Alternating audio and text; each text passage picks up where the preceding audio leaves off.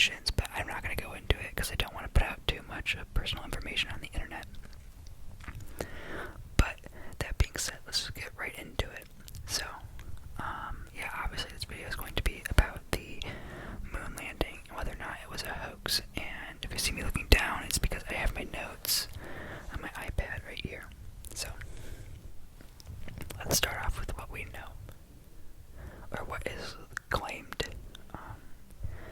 So, Buzz Aldrin and Neil Armstrong walked on the moon in 1969. So let's set the scene for this. So the United States and the Soviet Union were involved in the Cold War, and a part of that Cold War was the space race, where they were just trying to outdo each other, trying to see who could get to space first, who had what ideology and what method was superior, which government was superior towards exploring space and science. The space race was really not going the way the United States was wanting. The USSR was winning. So the USSR was actually the first. They were the first to launch a satellite into space. They launched the satellite Sputnik, followed by Sputnik 2, which had the first live animal inside of it. It was Sputnik 2 contained the dog named Laika, and I definitely did not pronounce that right. And unfortunately, that dog died in space. I guess they were not able to bring the satellite back. So I remember when I first found about that in third grade or whatever, I was so sad, I was so upset. A dog died in space, and that's really sad.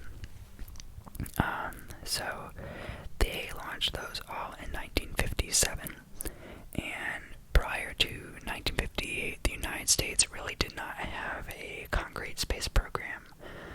As NASA was founded in 1958, it was originally founded under something else. I don't remember the name, but I know NASA, the National Aeronautical Space Administration, was not the initial naming for it. Yes, NASA was founded in 1958, but the USSR was still winning. They had the first person in space, followed by the first woman in space in 1963, and they even had the first spacewalk in 1965. So, obviously, the USSR is winning, and from a domestic perspective in the United States, it does not look good. The U.S. was constantly preaching at the time, the United States is the best, they have the best ideology, the best government, so our science system is superior to that of the USSR, but the USSR was winning, so there was this immense pressure to do better than the USSR and to win the space race. So in 1961, John F. Kennedy said in a speech to Congress that he wanted to put a man on the moon by the end of the decade, so by the end of the 1960s. Side note, with a little tangent, I love the Kennedys.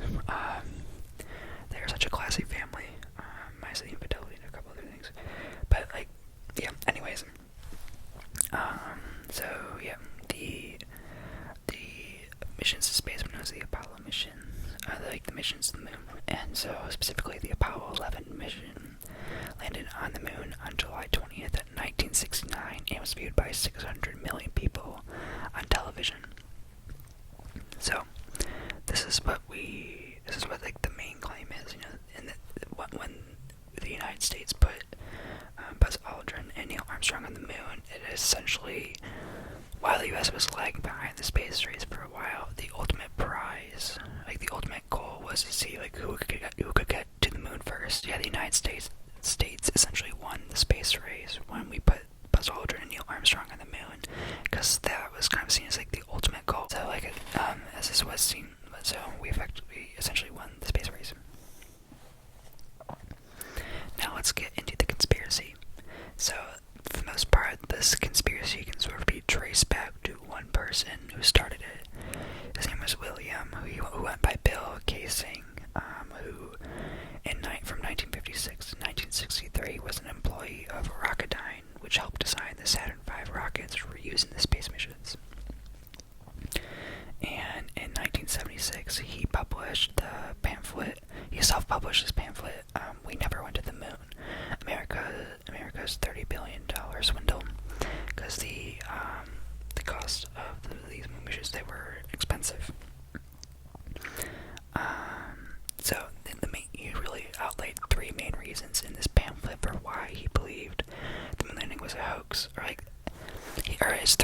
evidences of why the moon landing was a hoax. And the main reason why like people thought like this thing was a hoax was that because like they felt the United States actually did not have the ability, the technology to go to the moon, and that they just wanted to. The government wanted to just make it seem like they won because they were having all these like failures and setbacks. They wanted to make it look like they were winning and that they had won. So they think that they staged this whole thing. I don't believe that, but so in this pamphlet, I outlined three main reasons. The first being no stars were in the background of the photos.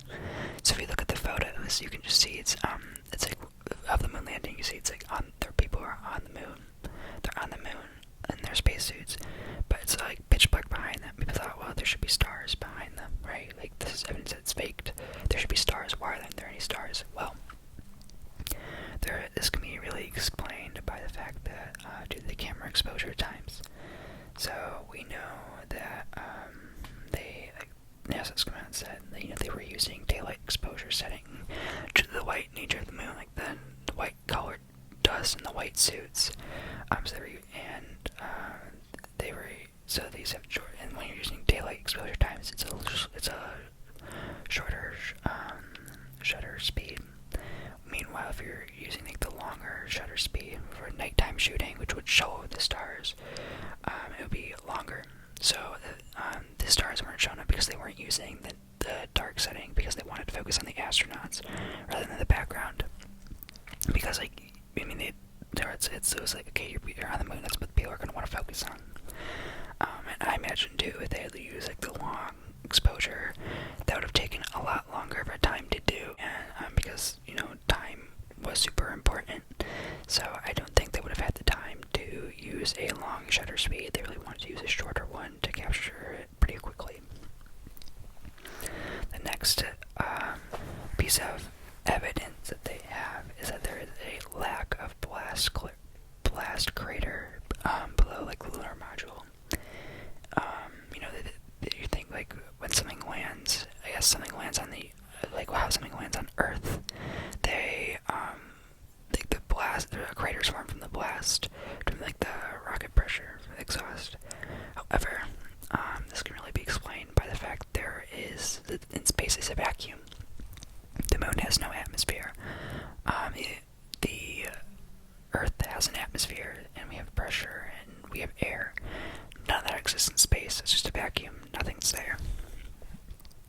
So, because of this vacuum, this forces the exhaust fumes into a cone-like shape, which reduces the pressure significantly on the surface so that there is no crater.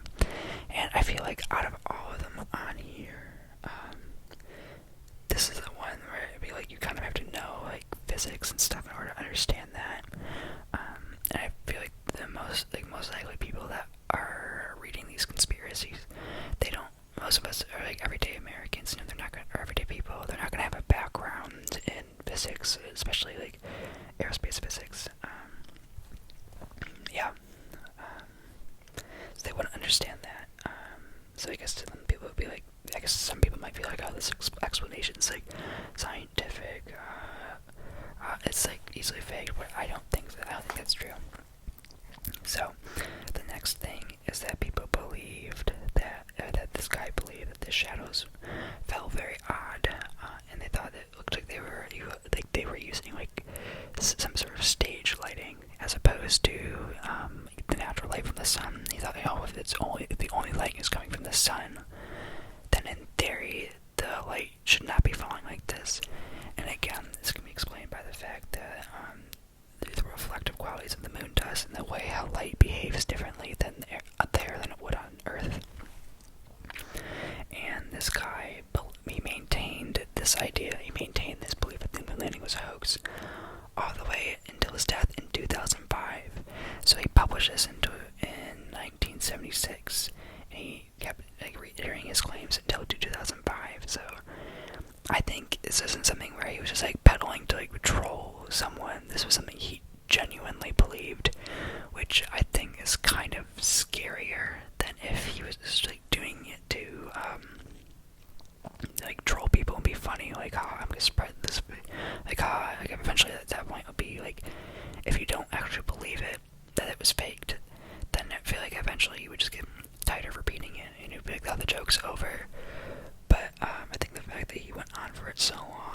just shows how deep he bought his own beliefs. So people also believe that the moon landing was the video was filmed, that it was faked, and people believe it was filmed in a circular studio the size of an airport fuel tank. They believe that because they thought that would make it look like panoramic. I really don't believe that at all, but I think you have to put it into perspective that at the time there was a lot of distrust in the government. So this guy published his pamphlet in 1976. 2 years prior, in 1974, was President Nixon's resignation after he was involved in the Watergate scandal, and his successor, then President Gerald Ford, who pardoned him for his crimes. So people just really saw that there was a lot of government corruption, and I think that's kind of what led people to believe that these things are true, that the moon landing was fake. We can't trust the government. Look at them. Like, the president was a crook, and the vice president, his successor, pardoned his crimes. Like, this, it's corrupt. So I think when you put it in that perspective, you can sort of see why so many people may believe that at the time. Another thing that a lot of people point to is the fact that the U.S. flag, in the picture, looks like it's waving, like moving in the wind. However, in space there is vacuum, so there is no wind. So how could this be? Well, the U.S. flag would droop with no wind to begin with. So in the vacuum, the flag should droop. So NASA designed the flag to have extendable rods, so it would stand straight up, so people could see it, so it wouldn't droop in space. However, the astronauts Buzz Aldrin and Neil Armstrong struggled to open these extendable rods all the way, which is why it looked kind of rippled, which is why it makes it look like it's moving, like the flag is moving due to wind or something. But in reality, it's just because they weren't able to open the extendable rods, which would hold it taut open all the way. Conspiracy theorists also point to the fact that in the video, the flag is seen moving in the background. Well, why would the flag be moving in the background if it's in space? Like, there's a vacuum. Why is it moving? People are like, oh, it's evidence of wind. When in reality, when you move something in space, because there is nothing to slow it down, there's no air to slow it down to offset. There's no wind resistance. It will move back and forth forever. There's nothing to stop it, so it's going to keep just moving. So if you set it up and you wiggle it as you're setting it up, nothing's going to stop it from not wiggling anymore. So that's why it's still moving in the background. Going back to this film theory idea, people believe it was filmed in Nevada, specifically Area 51.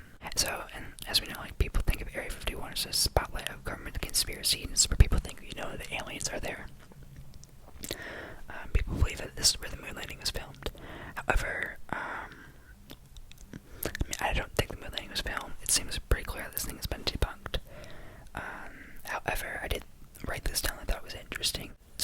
But the astronauts for the moon mission did train in the Nevada desert, and I didn't write down what specific areas, but they were in areas that the United States government had tested nuclear bombs in, so there were craters there, because they thought the craters and the sand would be similar to the moon's environment, so it was important for the astronauts to train to know what that would feel like.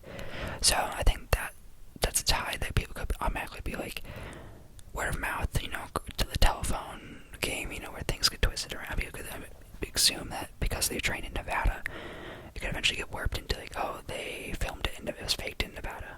In the desert. Nevada. I don't remember how to pronounce that correctly. It's my Midwestern accent. Sorry, guys.